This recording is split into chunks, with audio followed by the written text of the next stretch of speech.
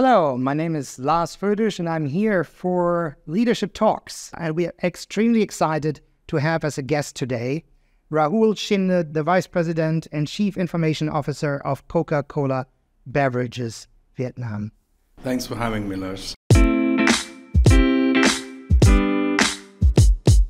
So you've been with Coca-Cola for 5 years, previously with Mondelez. So you're in that industry for 10 years. So what's so exciting about the FMCG industry and what got you into it? No, absolutely. I mean, there is an old saying that says that all industries goes through different cycles of ups and downs. I guess there's one industry that's always been constantly innovating and staying ahead of the competition is FMCG. And you're right. I spent 10 years in FMCG so far, and I think it's just in my blood now. I can't stay a days without going out in the market and seeing a shelf full of products. So your blood is already brown and bubbly? You can say that, or orange. So to understand the industry in Vietnam especially, with your experience, could you share some insights on the dynamics of where you operate and how rapidly consumer behaviors are or are not changing? Yeah, surely. So as you spoke, Coca-Cola is obviously world's probably most admired brand. In this country for well over 30 years now. We first came into 1994. And from then on, we introduced close to 30-40 new brands. And we've seen very steady growth, especially in the last 10 years. FMCG industry has grown in Vietnam close to 10% plus growth rate. And after pandemic, it slowed down to about 5-6%. But we are seeing the demand coming back. I think last 2022 and 2023, our growth is back on track, almost better than pre-pandemic levels. So there is a lot of appetite, and we see consumer demand is coming back. A sort of appetite in your industry is rather thirst, I guess. But what's driving it? Have the habits changed? Do people just want to try out different things, different patterns? Now it's a certain beverage for breakfast, but less for evening. How has it moderated, changed, increased? Yeah, I guess there are a couple of factors. One is probably we are lucky in a country which has been steadily growing. If you look at the macroeconomic trends, GDP is growing healthily. Of course, pre-pandemic, this was one of the fastest growing countries in the world. And even after the geopolitical events like the Russian war or Ukraine war and COVID, we haven't seen the inflation rising so much. So there's been a steady economy coupled with the fact that very young population and also rising income levels. So I saw a statistic somewhere that people who are earning between $30 to $80 a month, now they are grown from 8% to about 16%. And also that coupled with the changing lifestyles where people are consuming healthier drinks, they're concerned about the packaging that's been used. Those are the trends that we're seeing in FMCG markets. Also, another factor in Vietnam is the rural areas have started growing. So we've seen rural growth pretty much similar to urban growth in the last few years, which wasn't the case earlier. So we feel that overall there is good environment to operate from FMCG standpoints. So then the ultimate question, of course, are you growing as fast as the market or faster? We believe we are growing faster than the market. And we like to be the category leader. So and you are. So maybe then back to the idea of the transformation and habits. So as a CIO, of course, digital transformation is very on top of your agenda. If you're not driving it, who would?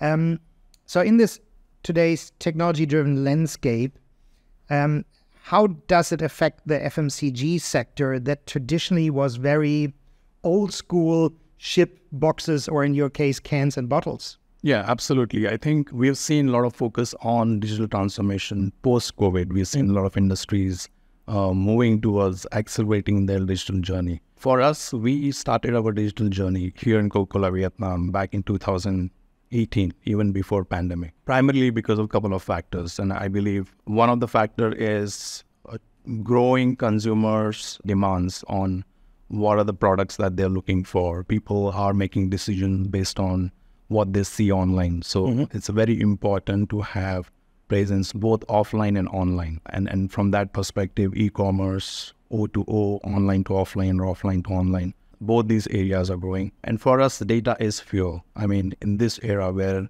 digital companies are taking over the world, internet-born companies, we talk about Netflix's, Apple, Google of the world, they are leveraging data and they're utilizing it to maximum effect. And we are actually trying to take some of those best practices to leverage data to make decisions in the market, in the ground where we can help consumers to make right choices. So does it help you at the end of the day more on the supply part to get the right product to the right place at the right time, and or on demand generation?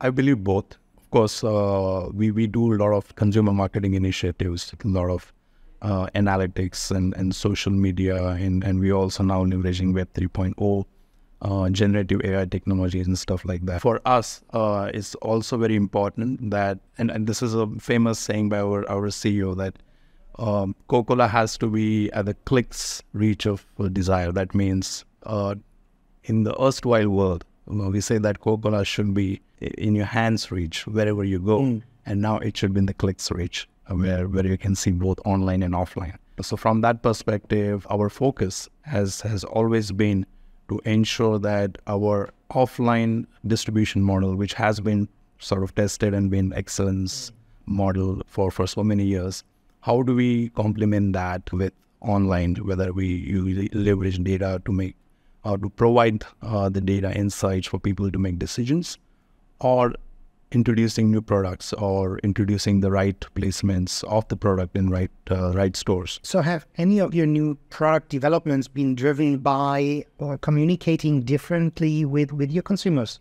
Absolutely. I mean, we do operate in multiple segments, and those cater to different segments or different demographics also. So from that perspective, the communication has been tailored, and there is a lot of use of digital insights that we gather to make those decisions. Can you share maybe an example of how those digital insights have driven to bring a product to market that now everybody can't live without? Yeah, absolutely. I mean, I was just talking about this particular very Vietnamese flavors. For example, we have bottled teas, which are winter melon flavor, and we have cream soda, which is very different to product that you may find in any other, let's say, US or Europe. And those are coming from the detailed product studies that comes, and also analyzing the consumers' behaviors across different channels. And those are taken into consideration when we design certain recipe or certain products. From our perspective, there are no companies which are perfect, right? We don't believe in being sort of excellent, but we believe in experimenting and continuous improvement. In the offline space, you kind of have a finite amount of shelf space, so a finite amount of product you can display. You could argue online you don't have that limitation, you just have a very limited attention span. So how do you balance these very different environments? Yeah, I believe the same ideology goes into making decisions. So if you are putting product on a shelf offline, which is a limited space, you typically tend to look at what is the geography of that particular outlet, what is the type of outlet, what are the type of shoppers that go to the outlet, and you put the product placement that is most appealing and in the right place. So the same principle applies to online channels as well, and we use a lot of digital tools to make those decisions. Whether our placement on e-commerce platforms, third-party e-commerce platforms like Lazada, Tiki, or Grab, own B2B web pages, we look at which product should be displayed first, what is the right type of banners that should go along with it, and we also collect data in terms of which products are doing better, and then we adjust accordingly. So Coca-Cola is that big, huge global company that has the tools, the resources. As you've started the journey on digital transformation already 5 years ago, any key learnings for other organizations in this sector, especially in Vietnam, on what are the kind of the quick tips, if there are any, or challenges that they should be aware of? So kind of a quick toolkit on what others should be prepared for? Yeah, I believe there is no one size fits all recipe for digital transformation. But I will say this. There's a saying that says fortune favors the prepared. And in this era, we should be asking the question that are you driving digital transformation fast enough? It's not whether you are driving digital transformation. Probably that should have started 3 years back or 4 years back. Having said that, I think it's very important for company of any size, whether you're a large organization or a SME, to have a right vision. Any digital strategy has to be tied to companies' overall long-term objectives, and the leadership has to communicate that vision. They have to envision, they have to explain this to the team, and then take that forward. Any strategy, I think putting the right strategy in place is the first thing. Having a right set of governance to ensure that after that strategy, you have the right selection processes and business cases put in together to select the right tools. And then lastly, a most important thing is ensuring that when you have a strategy and governance in place, you want to execute in a way that that delivers value. It's not always important to do technology for technology's sake, but it's important to drive those initiatives that deliver maximum organization value versus doing something for certain function or certain teams. So I think those are the key principles. We are now at a stage where there are a lot of SaaS companies that offer products which are accessible. There is a lot of government support. Vietnam governments in BI, for example, has been, they have put together a lot of programs for SMEs to take advantage of. So everybody needs to be on board on this journey at some point. So if you do a digital transformation project for a FMCG company, then by default you have 2 key areas, or 3. You have your end consumers, and that's where everybody knows Coca-Cola for. You have your staff, and you have your massive partner ecosystem. So I would even argue sometimes Coca-Cola is more of a B2B company than a B2C company, because one can't exist without the other. Where do you see more resistance, and how do you overcome the implementation of new technology tools, more on the consumer, the staff, or the B2B partner side? Yeah, absolutely. Great question. I think any transformation, people are always at the heart of any transformation, and driving change is probably the hardest part rather than implementing technology. But technology is evolving very fast. We were talking about automation till last year, and suddenly now we are looking at AI as a key trend that's emerging. But I think the key part is people, and you mentioned whether it's external partners or employees. For any organization, I think transformation has to start internally. So getting people on board. And that's where I believe, whether it's large or small organization, where you have many pockets of people who are not clear on what is expected, what is the role that they need to play in this transformation. So that's why, going back to my earlier point, leadership has to communicate very effectively on what the transformation means. And then you need to you need to drive that change internally first. Customers will come on board because they will do business, and typically customers are easier or partners are easier to work with, because when you simplify process, what you're trying to do is, through digital transformation, is putting your customer at the center of it all to make things better, cheaper, easier for them. That's what you tell them, but don't you sometimes have resistance by people feeling like, oh, they want to control and know every single move of me, and that's why I don't want them in my shop? Absolutely. Yes. We have large customers who actually are ahead in terms of digital transformation, and we also serve to some rural mom and pop shops, which probably run by an old lady, for example, and she have no clue how to use a mobile phone as well, right?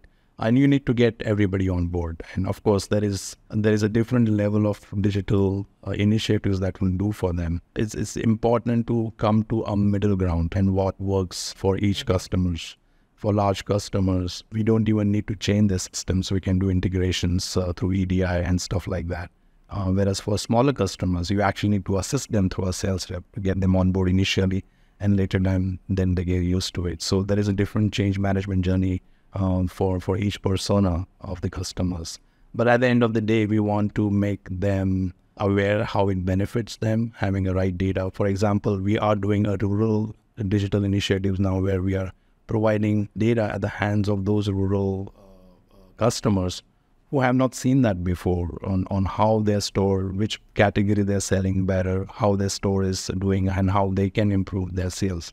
So this is empowering customers, and I don't see, yes, in there is a journey, somebody come on board faster versus somebody comes on much later, but as a company that operates to on board to benefit the country. And how granular does that advice get? Just want to make it a little bit more tangible, right? Mm-hmm. For, let's call it a mom and pop shop. Is it like you should have more categories, or you should change the sizing, or have 6-packs, or to what level does the advice go? Yeah, most of the time we already are prepared in terms of what pack size and what product to sell, because we have that we have those details and what sells in that particular area. I think the advice from customer perspective is we typically tend to help them to ensure that they have the right product on the shelf. We help them to have the right merchandising where they can ensure that having a right execution will help them to sell better. And at the same time, we also help them to actually ensure that we are helping them to drive right pricing and right promotions out there in the market. So that means it's about really getting everything together, from the production side, that you have the volumes available through the whole supply chain out to the customer's hand, making sure that the brand advertising at the right time, right person, right place again works, and having that all in real time. Is that still a pipe dream, or that's how it's done already? And I'm like, oh, I should have known. Yes, I mean, for us, real time or near real time, it really depends on the frequency of the purchase. And most of the time, yes, real time is a dream, but it comes at a cost and a lot of effort and compliance. So depending on the channels, there are channels where we use real time, for example, photo recognition systems that real time captures photos and tell us what we are doing and how many times the door is opened and what product got picked up. We can get that alert even every second if we want it. But typically in certain channels, we tend to rely on weekly data or daily data. That's good enough to make the right decisions at the ground level. So can you, with all the data you have, predict what's going to be a hot item next week?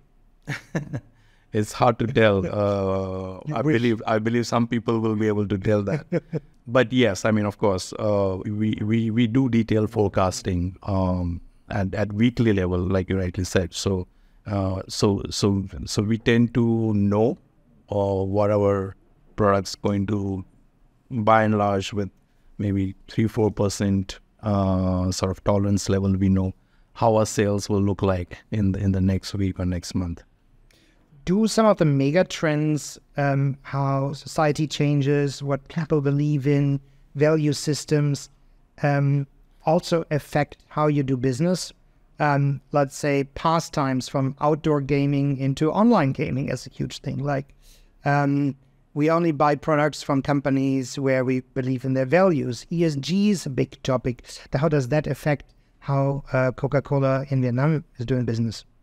Yeah, absolutely. Great question. And this is something that we do take a lot of pride in how we serve our communities. We have a target to be 100% recyclable packaging by 2030, right? Which means that we want to reduce environment waste. And this is one mega trend where we see consumers, especially younger consumers, they are concerned about the plastic waste that we are generating. And we are taking those efforts now, right from we in fact had an initiative to clean the Mekong River last year. So yes, environmental protection is one of the trends, and we are acting very responsibly in that area. We also see a movement towards healthier choices. So zero sugar or low sugar variety of our product are now pretty much available across all our categories. And also we see a lot of focus on the digital, whether it's gaming, whether it's metaverse or Web 3.0 technologies. and we are partnering with those companies. So, for example, we launched Coke in the metaverse. I don't know if you've seen that. We are working with generative AI, where a few months back we let consumers do our campaigns using generative AI. So we are on forefront of applying those mega trends and working with our consumers. Good. So one more question just before we wrap up, or rather, let's have it 2 questions before we wrap up.